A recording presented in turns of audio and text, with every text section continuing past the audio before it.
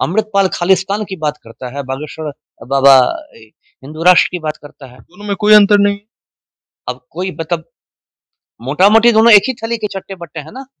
ये मतलब वो सिख चरमपंथ को बढ़ा रहा है अमृतपाल सिंह, ये हिंदू चरमपंथ को बढ़ावा दे रहे हैं कि बागेश्वर बाबा जैसे जितने भी बाबा होते हैं, लगभग 99% बाबा जो होते हैं, वो समाज में ढोंग, आडंबर, अंधविश्वास आदि फैलाते हैं। जैसे यही बाबा जो है दिव्य दरबार लगाता है, उसमें चमत्कारी बाबा कहलाते हाँ, पर्चियाँ निकालता है, चमत्कार दिखाता है, तो ये सब तो समाज को आप पीछे की ओर धकेल रहे हैं। तो भाजपा का पुराना फ़ॉर्मूला है हिंदू मुसलमानों को लड़ाओ, अपना ये करो, ध्रुवीकरण करवाओ मतदाताओं का हिंदू धर्म के नाम पर और फिर हिंदुओं का वोट ले लो।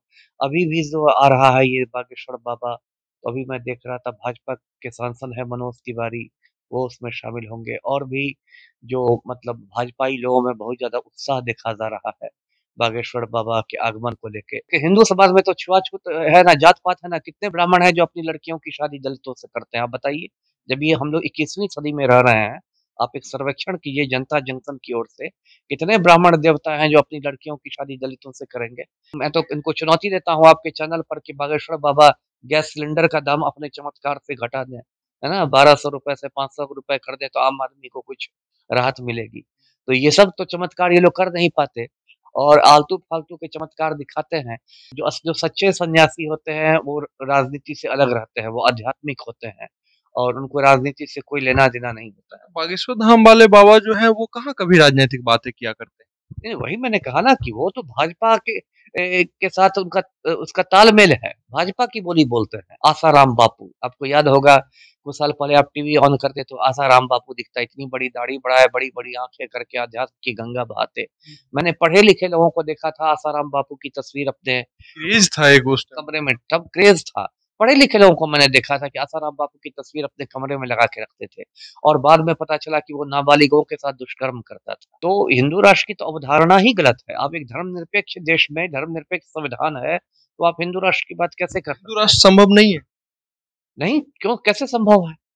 पहली बात तो वो संविधान विरोधी है, सीधे शब्दों में बता संविधान में रह कर तो सर बदलाव होते रहते ठीक है, लेकिन अभी अभी हिंदू राष्ट्र मुझे कम से कम निकट भविष्य में तो मुझे संभव नहीं दिखता और कम से कम मैं हिंदू राष्ट्र का तो मतलब घोर विरोधी हूँ। एक आपने सुना होगा ना बाबा राम रहीम, डेरा सच्चा सौदा, ये सिरसा वाला हरियाणा में सिरसा है। ये अपना बनाए हुए था एक कक्ष जिसको ये गुफा कहता था, वहाँ साध्वियों को बुला के उनके साथ यौन शोषण करता था। और ये बाबा सब हैं, बड़े-बड़े ये लोग माफिया हैं, ये आम आदमी हिंदुस्तान में आम आदमी के पास एक टूटी हुई साइकिल नहीं है और ये बाबा लोग अपना प्राइवेट हेलीकॉप्टर रखते हैं। हैं। नमस्कार, मेरा नाम शुभम कृष्णा है। देखिए, बागेश्वर धाम वाले बाबा जी धीरेन्द्र कृष्ण शास्त्री बिहार पटना के नौबतपुर में आने वाले हैं। कुछ लोग समर्थन कर रहे हैं, कुछ लोग विरोध कर रहे हैं। विरोध करने वाले में बड़े नाम में तेज प्रताप यादव, पप्पू यादव और अमिताभ दास जैसे नाम शामिल है। पूर्व आईपीएस अमिताभ दास सर हमारे साथ है, बात करते हैं। सर, सबसे पहले बहुत स्वागत है। जी, धन्यवाद आपका जी। एक धार्मिक गुरु, कथावाचक, उनका विरोध क्यों हो रहा है सर? नहीं, नहीं धार्मिक गुरु कहना गलत है क्योंकि जो सच्चा धार्मिक गुरु रहता है, वो सभी धर्मों का आदर करता है, किसी धर्म के प्रति नफ़रत नहीं फैलाता है। जैसे स्वामी विवेकानंद थे, वो भी हिंदू धर्म की बात करते थे, हिंदू संस्कृति की बात करते थे, शिकागो गए थे, विश्व धर्म संसद में उन्होंने भाषण दिया था, लेकिन कभी किसी दूसरे धर्म के बारे में उन्होंने कोई गलत बात नहीं कही।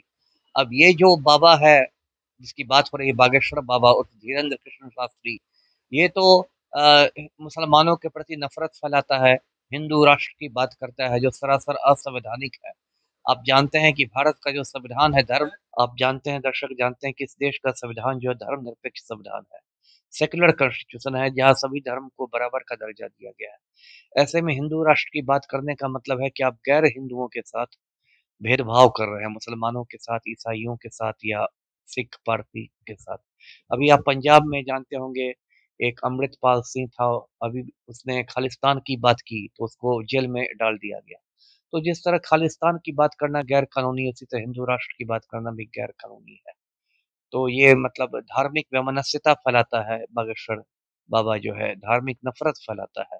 और आपने कहा कि ये धार्मिक गुरु है तो फिर उसी से जुड़ी बात मैं कहता हूँ कि ये धार्मिक है ही नहीं, ये राजनैतिक गुरु है।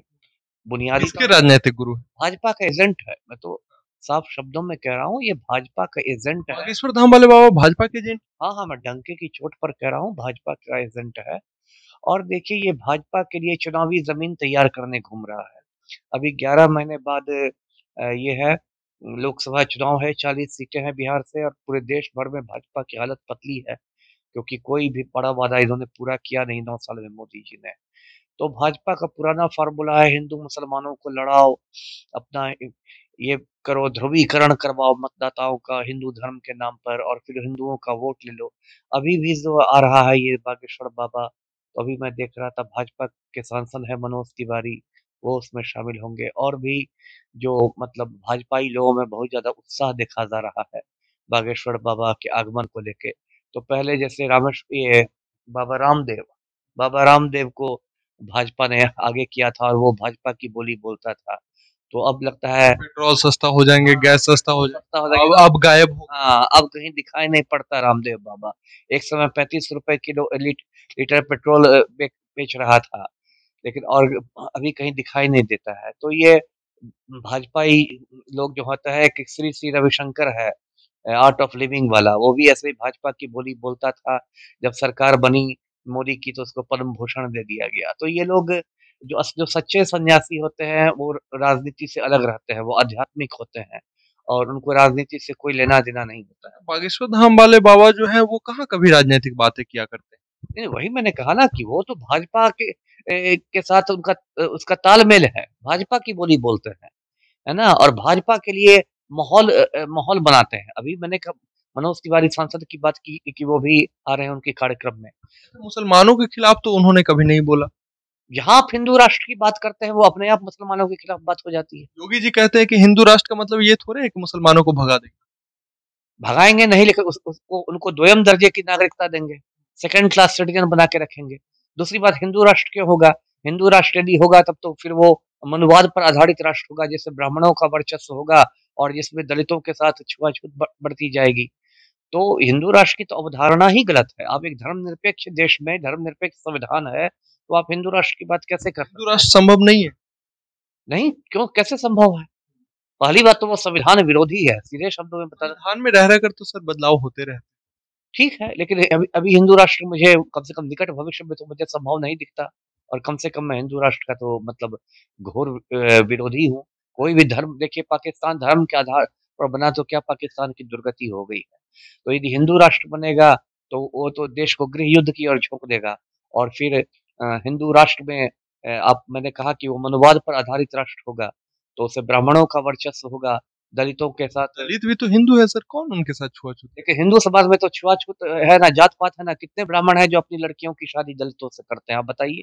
जब ये हम लोग 21वीं सदी में रह रहे हैं, आप एक सर्वेक्षण कीजिए जनता जंक्शन की ओर से, कितने ब्राह्मण देवता हैं जो अपनी लड़कियों की शादी दलितों से करेंगे 21वीं सदी में भी। बहुत सारे दलित भी हैं जो ब्राह्मणों से अपना शादी नहीं करना चाहते। वही वही दिखाता है कि हिंदू धर्म जो है वो बटा हुआ है, जात पात में बटा हुआ है।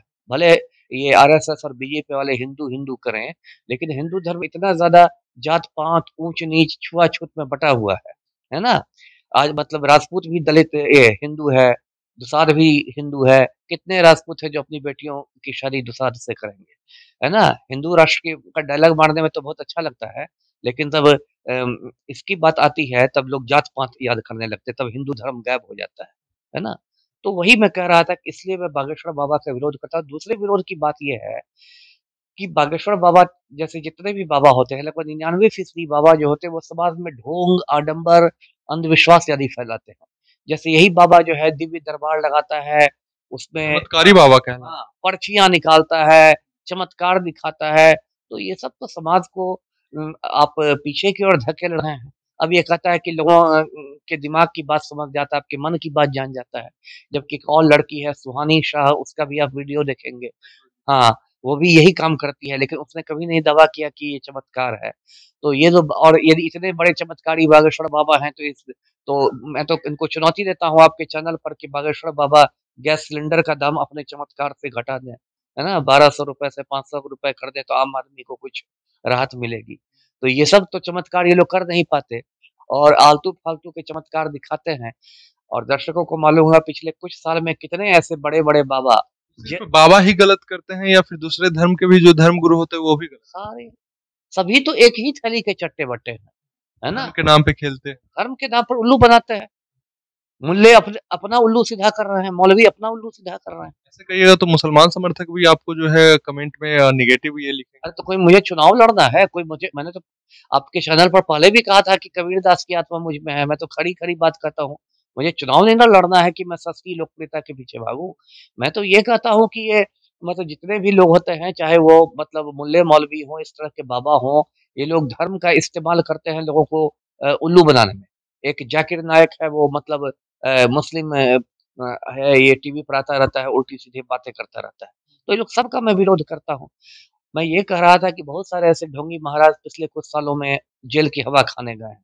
आसाराम बापू, आपको याद होगा कुछ साल पहले आप टीवी ऑन करते तो आसाराम बापू दिखता, इतनी बड़ी दाढ़ी बढ़ाए, बड़ी-बड़ी आँखें करके अध्यात्म की गंगा बहाते। मैंने पढ़े-लिखे लोगों को देखा था आसाराम बापू की तस्वीर अपने क्रेज था एक उस टाइम। कमरे में, तब क्रेज़ था। पढ़े-लिखे लोगों को मैंने देखा था कि आसाराम बापू की तस्वीर अपने कमरे में लगा के रखते थे और बाद में पता चला कि वो नाबालिगों के साथ दुष्कर्म करता था। उसके आश्रम में रेप का कोड वर्ड था, एकांत अनुष्ठान, है ना? ये बात जोधपुर पुलिस के चार्जशीट में आया है, बताइए।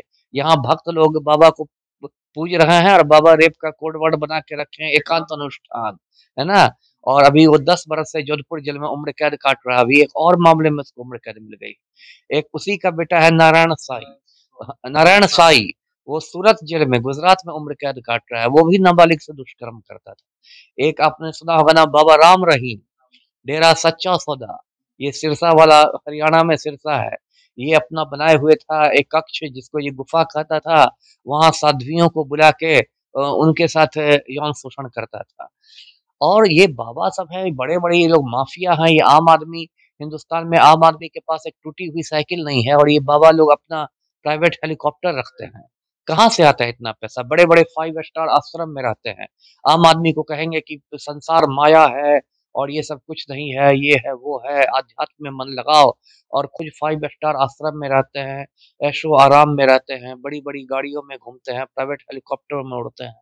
तो बेसिकली इन्होंने धर्म को धंधा बना रखा है, धर्म की दुकानदारी करते हैं और आम आदमी की जो पसीने की कमाई है, गाढ़ी कमाई है, उसको लूटते हैं। तो इसलिए ऐसे बाबाओं से दूर रहना चाहिए और इसीलिए मैंने डीजीपी महोदय को पत्र लिखकर कहा है कि बाबा के कार्यक्रम पर ये रोक लगाई जाए। जी।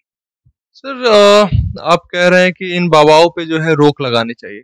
इतने जो समर्थक हैं उनके, वो चाहते हैं कि बाबा आएँ, वो उनको सुनना चाहते हैं। तो इस पे क्या? वही ना कहूँगा कि ये लोग माहौल खराब करेंगे बाबा। अब मान लीजिए एक बात मैं और कहता अगर ये भाजपा के एजेंट हैं तो ये कहाँ बचा रहे हैं? ना राम रहीम को बचा रहे हैं, ना आसाराम को बचा रहे हैं, ना रामपाल को बचा रहे हैं। तो भाजपा कहाँ भाजपा तो अभी केंद्र सरकार है, केंद्र में उनकी सरकार है, तो बचाना चाहिए अगर उनके एजेंट होते तो। देखो, देखिए कोशिश तो की ही जाती है ना, जैसे अभी ब्रजभूषण सिंह को बचाने की कोशिश की जा रही है। अब किसी वजह से नहीं बच पाते हैं क्योंकि अदालत का भी दबाव रहता है।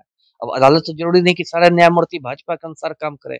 अदालत का दबाव रहता है, मीडिया का दबाव रहता है, सिविल सोसाइटी का दबाव रहता है, बहुत सारे दबाव रहते हैं। इसलिए मजबूरी में भी ये भाजपा वाले फँस जाते हैं। आपको याद होगा बाबा राम रहीम को वहाँ हरियाणा में भाजपा सरकार ने बचाने की बहुत कोशिशें की, लेकिन अदालत का इतना दबाव था कि उसको उम्र कैद की सज़ा मिल गई। अब यही जो बाबा बागेश्वर आएगा, तो ये लोग माहौल खराब करेगा और आप जानते हैं अभी रामनवमी जो बीती है उससे बिहार में कई जगह हिंसा हुई, खासकर सासाराम और बिहार शरीफ में तो काफ़ी हिंसा हुई। अब ऐसे बाबा आएँगे, इतना संवेदनशील माहौल है, कुछ उल्टा-सीधा बोल के चला जाएगा, बाबा तो पतली गली से निकल जाएँगे अपना चेक लेके। इनको तो लाखों रुपया का चेक मिल जाएगा, है ना? हनुमत कथा सुनाने का, दिव्य दरबार लगाने का। लेकिन दंगा होगा उसमें गरीब की झोपड़ी जल जाएगी। तो इसलिए मैं आपके चैनल के माध्यम से भी लोगों से कहता हूँ कि भाई ऐसे बाबा लोगों से दूर रहिए और इन बाबाओं से कहिए कि यदि इतने बड़े चमत्कारी हैं तो देश में गरीबी दूर करें, बेरोज़गारी दूर करें, भूखमरी दूर करें। खाली पर्ची निकालने से चमत्कार थोड़ी होता है। क्या लगता है डीजीपी महोदय आपके लेटर पे कार्रवाई कुछ करेंगे? देखिए जो सच्चाई ये है कि डीजीपी महोदय कोई भी डीजीपी महोदय रहते हैं तो बहुत ज़्यादा मतलब वो स्वाधीन होकर काम नहीं कर सकते। वो उनको भी अधीन रहते हैं किसी? रहते ही हैं, किसी के क्या मुख्यमंत्री के रहते हैं, सरकार के अधीन रहते हैं। तो उनकी भी अपनी सीमाएँ हैं। मैं ये नहीं कह रहा कि भट्टी सर को ये है, मतलब मैं तो उनको अच्छा ही अधिकारी मानता हूँ, लेकिन उनकी भी सीमाएँ हैं। यदि सरकार चाह लेगी तो नहीं कार्यक्रम होगा बागेश्वर बाबा का। यदि सरकार नहीं चाहेगी तो फिर कैसे कर सकते हैं? उनको अनुमति ही नहीं दी जाएगी। कोई भी आप इतना बड़ा, जैसे इसके पहले ये कार्यक्रम बागेश्वर बाबा का पटना के गांधी मैदान में होना था, लेकिन प्रशासन ने अनुमति नहीं दी क्योंकि पटना में बहुत ट्रैफिक की समस्या उत्पन्न हो जाती। मेट्रो का काम चल रहा है, बहुत अस्त-व्यस्त हो जाता ट्रैफिक, तो इसलिए पटना ग्रामीण लेना पड़ा। तो सरकार को तो ये अधिकार है कि पटना जिला प्रशासन उनको कह दे कि नहीं, मतलब वैमनस्यता फैल सकती है आपकी सभा से, तो मतलब इसको रद्द किया जाता है, अनुमति वापस ले ले। यदि दी भी गई अनुमति तो वापस ले ले, तो सरकार को तो अधिकार है ही। बागेश्वर धाम को भी जो है आप बागेश्वर धाम वाले जो बाबा हैं, उनको भी आप अमृतपाल की तरह देख है ही, एक ही सिक्के के दो पहलू हैं। अमृतपाल खालिस्तान की बात करता है, बागेश्वर बाबा हिंदू राष्ट्र की बात करता है। दोनों में कोई अंतर नहीं है। अब कोई मतलब मोटा-मोटी दोनों एक ही थैली के चट्टे-बट्टे हैं ना। ये मतलब वो सिख चरमपंथ को बढ़ा रहा है अमृतपाल सिंह, ये हिंदू चरमपंथ को बढ़ावा दे रहे हैं। और सच पूछिए तो आपको याद हो, खालिस्तान की मांग पिछले 30 साल से काफी शांत हो गई थी, है ना? 30 बरस से खालिस्तान की मांग काफी दब गई थी। लेकिन जब से ऐसे बाबाओं ने हिंदू राष्ट्र की मांग शुरू की है, तो खालिस्तान की मांग भी उसकी प्रतिक्रिया में लोगों ने मांग शुरू कर दी है। तो कहीं न कहीं ये दोनों एक-दूसरे को पूरक हैं, एक-दूसरे की मदद कर रहे हैं। एक ही सिक्के के दोनों पहलू हैं। अमृतपाल और बागेश्वर बाबा में ज़्यादा फ़र्क नहीं है। भले दोनों के हुलिया में फ़र्क हो, वो अमृतपाल दाढ़ी बढ़ा के रखता है, ये अपना सफाचट हैं बागेश्वर बाबा, लेकिन ऐसे जो विचारधारा दोनों की एक ही ट्रैक पर है। जी। बागेश्वर बाबा तो कहते हैं कि हम कोई चमत्कारी नहीं है, हम सिर्फ कथावाचक। चमत्कारी नहीं तो ये पर्ची क्या निकालते हैं और ये सब क्या निकालते हैं? कहते हैं वो शक्ति है हमारी। तो वही तो शक्ति का नाम ही तो मतलब दूसरा नाम चमत्कार है ना? ये तो शब्दों का खेल हो गया ना कि ठीक है मैं चमत्कारी नहीं हूँ लेकिन मेरे पास ये कहते हैं शक्ति पर्ची ऊपर से आती है। है। तो ये क्या ऊपर से मेरे पास पर्ची क्यों नहीं आ रही है ना? मैं तो बागेश्वर बाबा से कम पढ़ा-लिखा आदमी नहीं हूँ। मेरे पास भी कुछ पर्ची आनी चाहिए थी। तो ये लोगों को सीधे-सीधे ये लोग वो कहेंगे कि पर्ची पूजा पाठ करने से आएँगे और अमिताभ सर तो पूजा पाठ करते नहीं। पेट पूजा तो करता हूँ ना। तो ये सब इसलिए मैं कह रहा हूँ कि ऐसे बाबाओं से दूर रहें लोग, है ना? ये लोग ढोंगी बाबा लोग हैं, समाज को मतलब अंधेरी सुरंग में ले जाते। अभी देखिए हम लोग 21वीं सदी में रह रहे हैं। 21वीं सदी में मतलब अब मंगल ग्रह पर जाने की तैयारी हो रही है। दूसरे देश जो हैं, पश्चिमी देश, वो मंगल ग्रह पर जाने की तैयारी कर रहे हैं और भारतवासी पर्ची ही निकालने में लगे हुए हैं। तो बताइए इस देश की क्या तरक्की होगी? सिर्फ़ विश्व गुरु कहने से तो कोई विश्व गुरु बन नहीं जाता ना। लोगों से क्या आग्रह करेंगे? बिहार के लोगों से क्या आग्रह? मैंने तो आग्रह कर दिया पहले ही कि ऐसे बाबाओं से दूर रहें, जितनी दूरी हो उतनी दूरी बढ़ा के रखें। और आम आदमी यदि आप हैं तो आप पढ़ाई-लिखाई पर ध्यान दें, ईमानदारी से मेहनत करके आगे बढ़ें। चमत्कार जैसी कोई चीज़ होती नहीं है। हाँ, हाँ, हाँ, बिल्कुल कर्म ही पूजा है, लेकिन उसका उल्टा सही नहीं है, पूजा कर्म नहीं है। पूजा कर्म नहीं है, है ना? Work is worship but worship is not work. इसलिए पूजा को कर्म नहीं समझ ले, कर्म ही पूजा है। और यदि मेहनत से आप काम करेंगे तो आपकी तरक्की होगी, समाज की तरक्की होगी, देश की होगी। जी। थैंक यू सर, आपका बहुत धन्यवाद। तो आप क्या कुछ राय विचार रखते हैं बागेश्वर धाम वाले बाबा पे? अपनी प्रतिक्रिया कमेंट बॉक्स में ज़रूर रखें। धन्यवाद।